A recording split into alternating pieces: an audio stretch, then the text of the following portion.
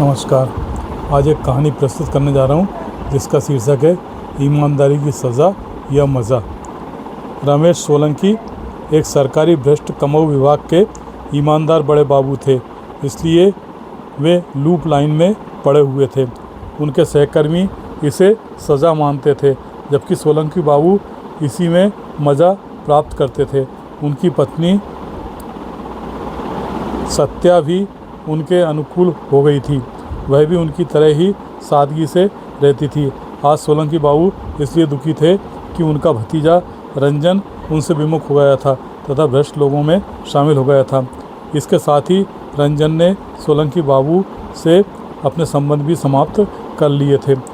Loop line में होते हुए भी सोलंकी बाबू के ऊपर काम का बहुत बोझ था।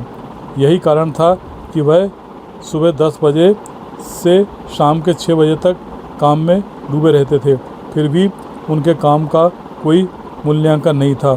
उनके अधिकारी भ्रष्ट होते हुए भी भ्रष्ट थे, वे भी उनसे अच्छा व्यवहार नहीं करते थे। आज जब उन्होंने अपने भतीजे रंजन की बेरुखी की बात सत्या से कही तो वह भी दुखी हो गई। सोलंकी बाबू बोले, रंजन शराब पीने लगा है, जुआ खेलने लगा है, रिश्वत की दलाली करने लगा है। सत्या बोली, इसमें हम क्या कर सकते हैं? ऐसी स्थिति में वो आपको अपना आदर्श कैसे मान सकता है? आपके उपदेश उसके लिए बेमानी है। वह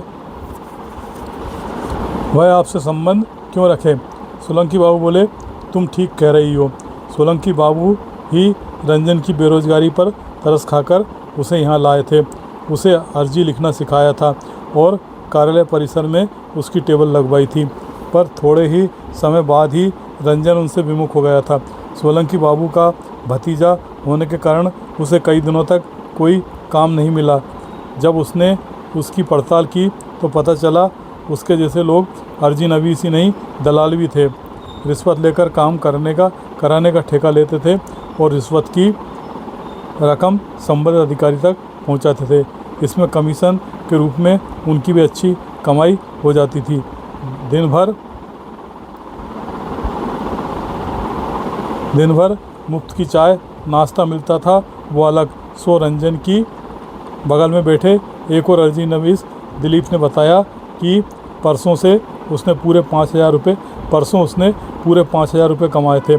सुनकर रंजन को बड़ी हैरत हुई, जबकि रंजन को पिछले 10 दिनों में से एक फूटी कौड़ी भी नहीं मिली थी। रंजन ने जब अपना तरीका बदलने का इरादा कर लिया था। वह कैंटीन में बैठा था। वहाँ भ्रष्ट वर्मा बाबू भी बैठे थे। उनका दलाल पिछले 3 दिन से नहीं आ रहा था। उनका काम अटका हुआ था। रंजन को जब ये बात पता चली तो उसने मौके का फ़ायदा उठाते हुए उसकी जगह पर खुद यह काम करने की बात वर्मा बाबू से कही। सुनकर वह बोले, तुम हमारे किसी काम के नहीं हो सकते, क्योंकि तुम सोलंकी बाबू के भतीजे हो। रंजन ने वर्मा जी को विश्वास दिलाते हुए कहा कि मैं उनका भतीजा ज़रूर हूँ, लेकिन उनके जैसा बिल्कुल नहीं हूँ। आप मुझे एक अवसर देकर तो देखिए।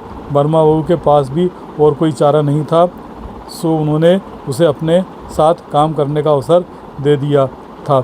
इसके बाद तो रंजन ने ईमानदारी और आदर्शों को ताक पर रखकर काम करने का निर्णय कर लिया था।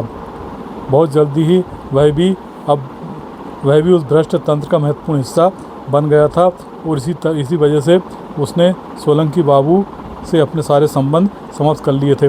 सोलंकी बाबू दुखी तो थे, लेकिन उन्हें अपने आदर्शों पर